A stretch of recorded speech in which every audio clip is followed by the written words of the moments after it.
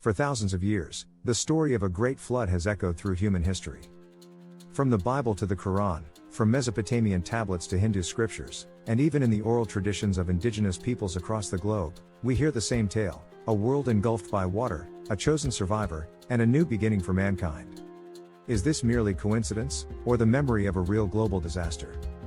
The biblical account of Noah's Ark is the most famous. God, angered by human corruption, warns Noah to build a massive wooden vessel, an ark capable of carrying his family and pairs of every living creature. The rains fall for 40 days and 40 nights, drowning even the highest mountains. When the waters subside, the ark comes to rest on the mountains of Ararat. But similar stories are everywhere. The Sumerians, thousands of years earlier, told of Utnapishtim in the Epic of Gilgamesh, saved by a boat to repopulate the earth. In Hinduism, Manu is warned by a giant fish of an impending flood. In Greek mythology, Deucalion and Pyrrha survive a great deluge sent by Zeus. Ancient Chinese texts speak of a devastating flood tamed by the hero Yu. In the Americas, the Maya, Inca, and Native American tribes recall floods that reshaped the land. Why would so many cultures, separated by oceans and time, all preserve the same story? Science offers some answers. At the end of the last ice age, around 12,000 years ago, glaciers melted, raising sea levels by more than 120 meters. Vast coastlines disappeared beneath the waves. Cities and settlements, if they existed, would have been swallowed by the oceans, leaving behind myths of a world drowned. Some researchers point to the sudden flooding of the Black Sea around 5600 BCE, when Mediterranean waters broke through the Bosphorus, inundating vast areas and forcing ancient peoples to flee. Could this be the origin of the biblical flood? Other theories suggest cosmic causes. Around 12,800 years ago, evidence hints at a possible comet impact during what scientists call the Younger Dryas, a period of sudden cooling. Some argue that fragments of a comet struck Earth, causing massive fires, floods, and extinctions. Could ancient witnesses have remembered this catastrophe as a flood sent from the heavens? And then there are mega tsunami theories. Geological evidence shows that enormous waves, hundreds of meters high, have struck coastlines throughout history, caused by underwater landslides or volcanic eruptions. The eruption of Thera in ancient Greece, for instance, may have given rise to flood myths in the Mediterranean. Could Noah's flood be a memory of such an event on a global scale? The search for Noah's Ark itself has fascinated explorers for centuries. Mount Ararat in Turkey is often named as the Ark's resting place.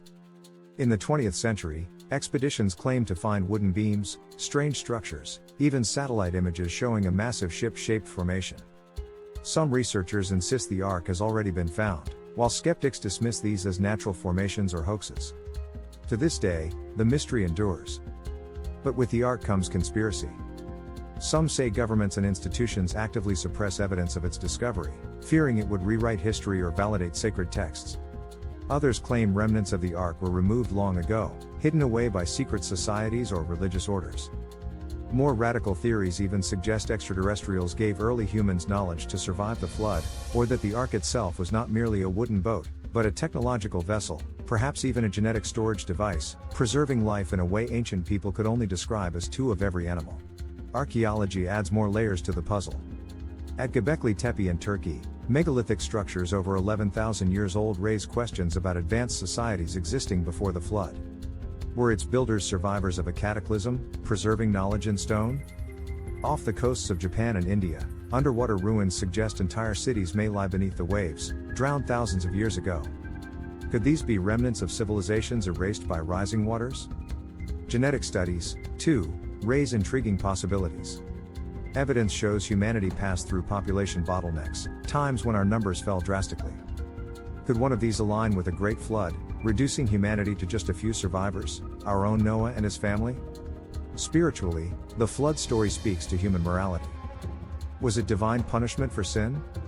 A cleansing of corruption? Or was it humanity's attempt to make sense of natural disasters beyond comprehension? Even today, floods remain among the most destructive forces of nature.